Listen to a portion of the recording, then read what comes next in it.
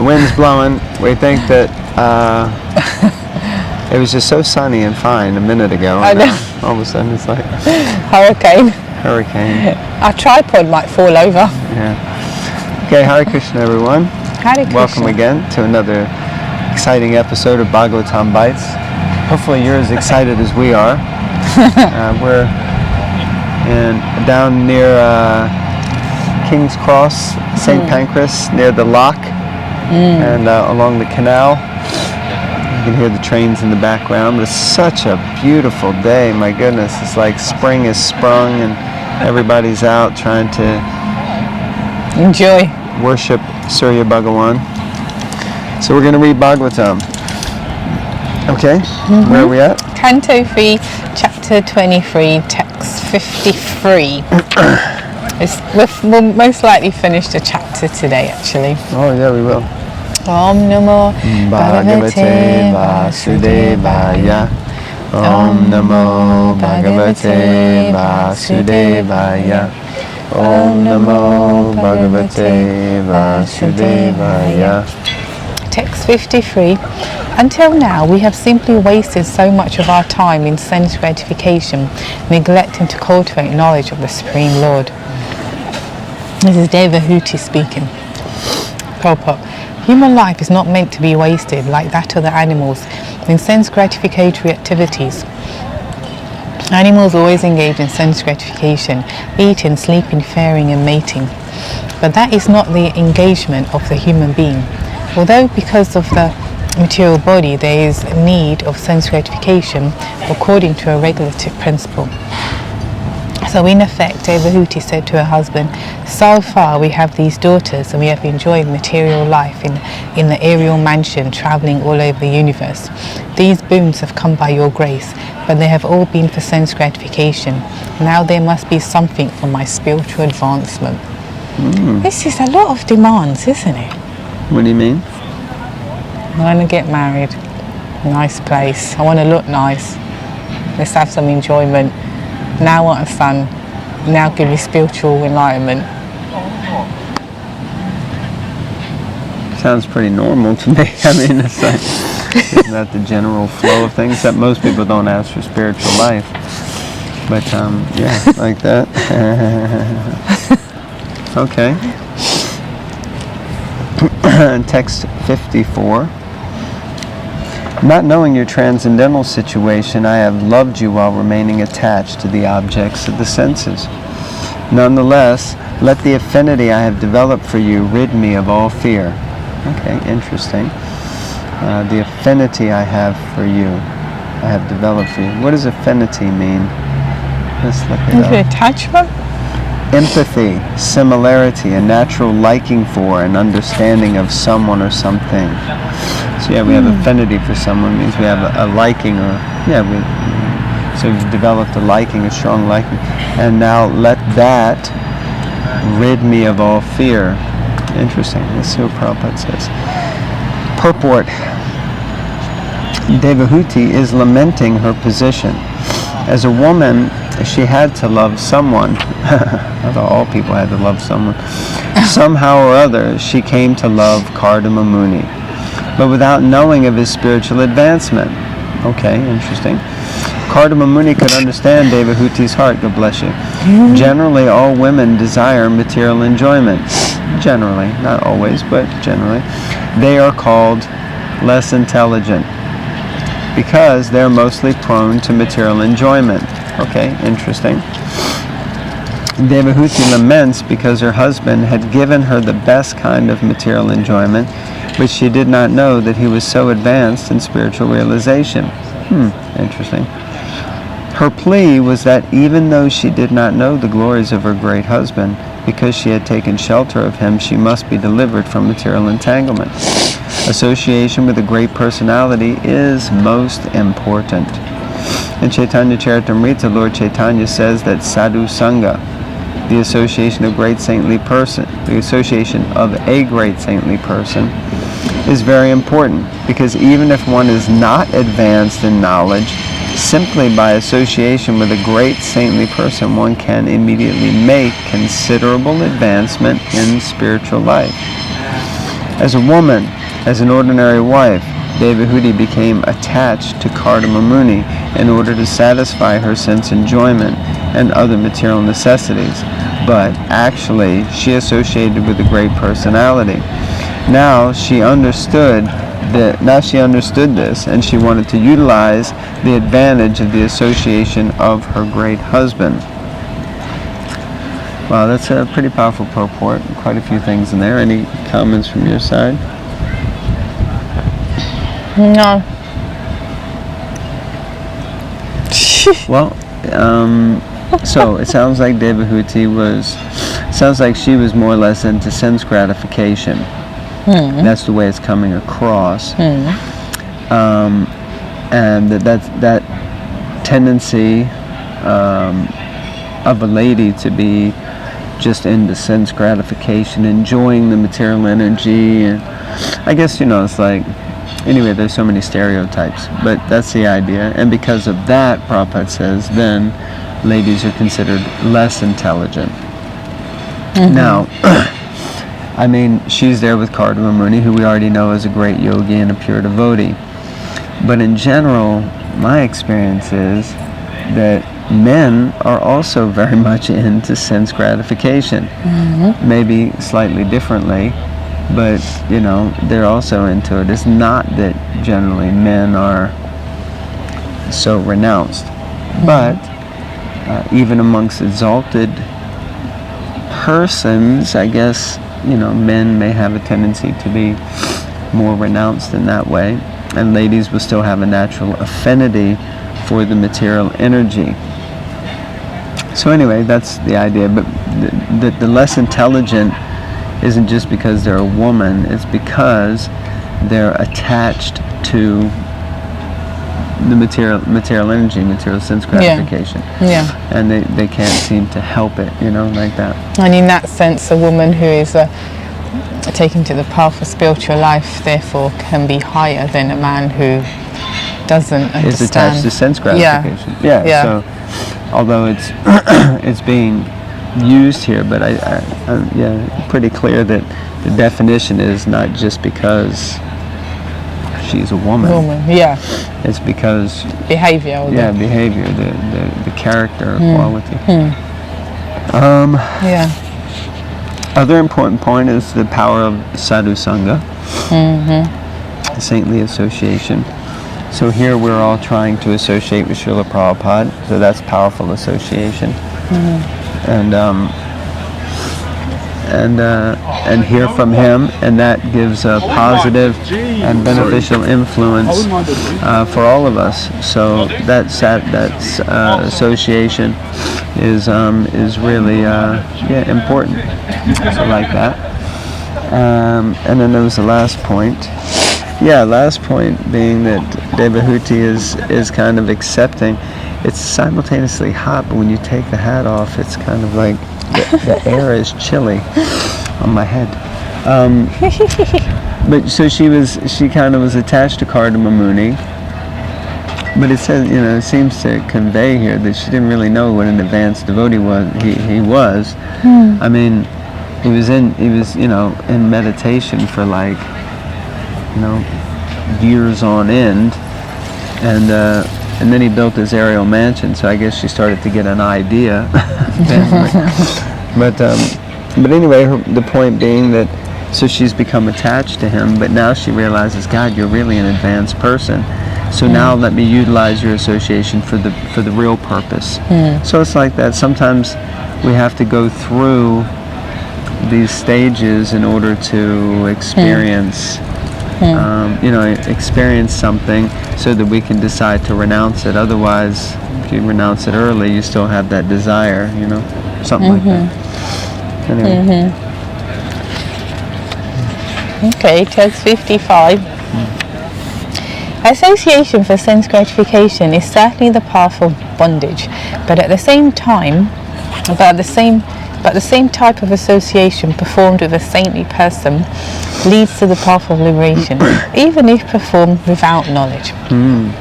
Purport. The association of a saintly person in any way bears the same result. For example, Lord Krishna met many kinds of living entities, and some treated him as an enemy, and some treated him as an agent for sense gratification. It is generally said that the gopis were attached to Krishna for sense attractions, and yet they became first-class devotees of the Lord. Kamsa, Shishupal, Dantavakra and other demons, however, were related to Krishna as enemies.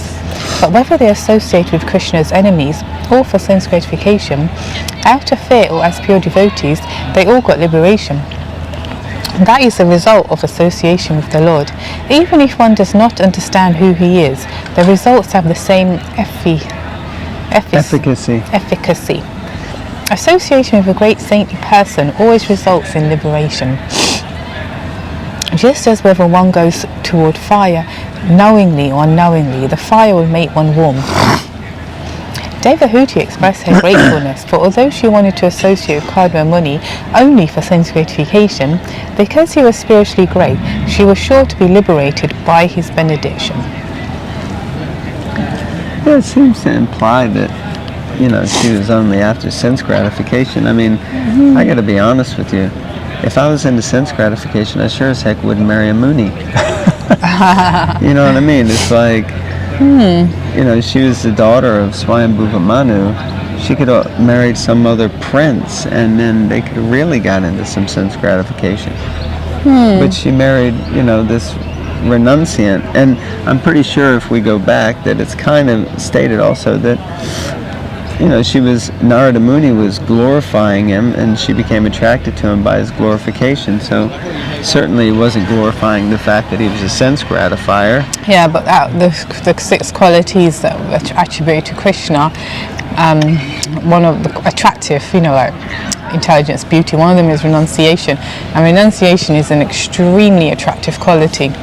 And so that's why you always find that people who are in that renounced, even something as simple as devotees in the temple, brahmacharis, this and that, there's certain that renunciation, even though they themselves are acting proper, this and that quality is attractive. That neutral Interesting. Yes. Okay, yeah. And so someone, and that's why you get, I'm not saying the generalization, but, you know, women maybe attracted to a sadhu or, you know, devotee or like a certain type. And they themselves are acting proper and not giving anything out and not whatever, may not look like this, that, you know, but it is one of the qualities of Krishna, and it is an attractive quality. Yeah. Definitely. But I mean, yeah, I guess would you be attracted to that quality for the purpose of sense gratification? Well, I would say so. yes, because it's one, like I said, one of the 6 attractive qualities. So some people will get 6 opulences. Yeah, so wealth, someone will look at someone who's really wealthy, and sometimes we see that and they, but all the others think, seem to lead to sense gratification, clearly, you know, fame, beauty, push strength, intelligence, maybe not so much, but yeah. Okay, but yeah, it's still an opulence, it's still attractive, and okay, anyway, sorry, continue. I got it. I was just trying to understand, but yeah. Yeah, no, that is it. So because when someone is described, you know, oh, he's such a good person, he's such a good devotee, he's such a this or such a that, you know, especially from a woman's point of view, it's like, generally, very some I know, but most don't look for lunatics or freaks, you know. Like, Krishna, Hare Krishna, Ram, Ram. Someone who's attractive in some way, whatever that quality is. So that's what I was thinking. It's like, because he isn't a half-hearted devotee, he's a pucker devotee, and it's like, okay, you know. Interesting. You can get good progeny with this one. Okay, women also that's think a good like thing. that Yeah, as well. Yes. Okay, so that's nice. So I want a good man who I hope that didn't come in the thing. yes, make sure you sort it out, mate.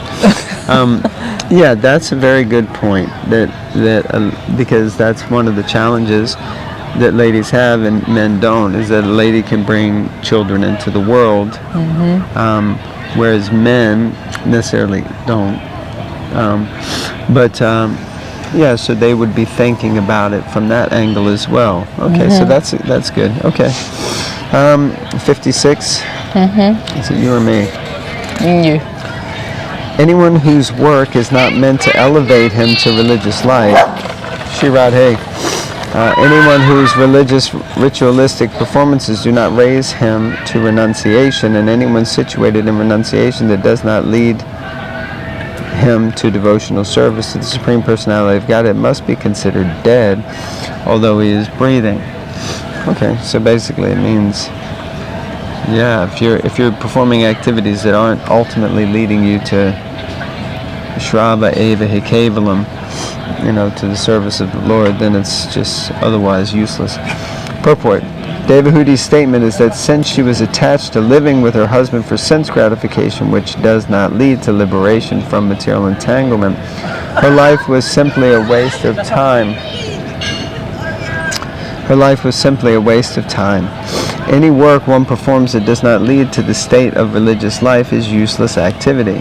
Everyone is by nature inclined to some sort of work, and when that work leads one to religious life, and religious life leads one to renunciation, and renunciation leads one to devotional service, one attains the perfection of work. As stated in the Gita, any work that does not lead ultimately to the standard of devotional service is a cause of bondage in the material world.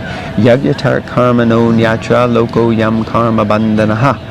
Unless one is gradually elevated to the position of devotional service, beginning from his natural activity, he is to be considered a dead body.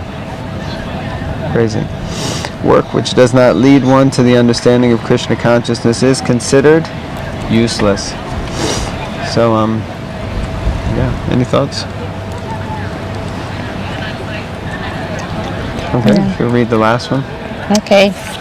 Not sure where we're at with time. My Lord, surely I have been solidly cheated by the insurmountable illusory energy of the Supreme Personality of Godhead. For in spite of having obtained your association, which gives liberation from material bondage, I did not seek such liberation. Purport. An intelligent man should utilize good opportunities. The first opportunity is a human form of life, and the second opportunity is to take birth in a suitable family where there is cultivation of spiritual knowledge. This is rarely obtained. The greatest opportunity is to have the association of a saintly person. Devahuti was conscious that she was born as the daughter of an emperor. She was sufficiently educated and cultured, and at last she got Kadma Muni, a saintly person, and a great yogi as her husband. Still, if she did not get liberation from the entanglement of material energy, then certainly she would be cheated by the insurmountable illusory energy. Actually, the illusory material energy is cheating everyone. People do not know what they are doing when they worship the material energy in the form of goddess Kali or Durga for material boons. They ask, Mother, give me great riches, give me a good wife, give me fame, give me victory. But such devotees of the goddess Maya or Durga do not know that they have been cheated by that goddess. Material achievement is actually no achievement, because as soon as one is illusioned by material gifts, he becomes more and more entangled, and there is no question of liberation. One should be intelligent enough to know how to utilize material assets for the purpose of spiritual realization. That is called karma yoga or jnana yoga. Nice. Whatever we have, we should use as service to the Supreme Person. It is advised in Bhagavad Gita, swa karmana tam abhiyachya. One should try to worship the Supreme Personality of Godhead by one's assets. There are many forms of service to the Supreme Lord, and anyone can render service unto him according to the best of his ability. Thus end the Bhaktivedanta purports of the 3rd canto, 23rd chapter of the Srimad Bhagavatam, entitled Devahuti's Lamentation. Jai. Any final thoughts on the closing paragraph? Yeah, it's interesting, like how the material energy, she takes there's no mercy. It's almost like she sucks you in, and she's no friend, as it were. You're more successful you become, it's actually an impediment. You go deeper and deeper into some dark well. But it ended nicely where it said, having said that, Because, okay, so I'm a business person. Okay, I do this, I do what you're saying. I've got to give all this up. Okay, I'm a model, or I'm an actor, or I do this. No, but Krishna Prabhupada is saying, Prabhupada, whatever skills and abilities you got, just use it in the service of the Lord. That's really nice, because everyone's got different skills. It's not like, oh, you got to go out on books. Oh, you got to shove up your head. Oh, you got to live like this. Krishna conscious is so amazing. It's like you can, whatever you do, you can add Krishna and Krishnaize it. And that's so true now, social media or travel or whatever it is. Just add the Krishna element and you're successful. Nitai go Premanande. Wonderful. Okay, and on that happy note, we will conclude. Thank you all very much for tuning in to the Bhagavatam Bites. Please like, please subscribe, and please comment. Ask any questions. We're happy to respond. Let's have some dialogue. Let's get interactive. And most of all, read the Bhagavatam. Haribol! Haribol!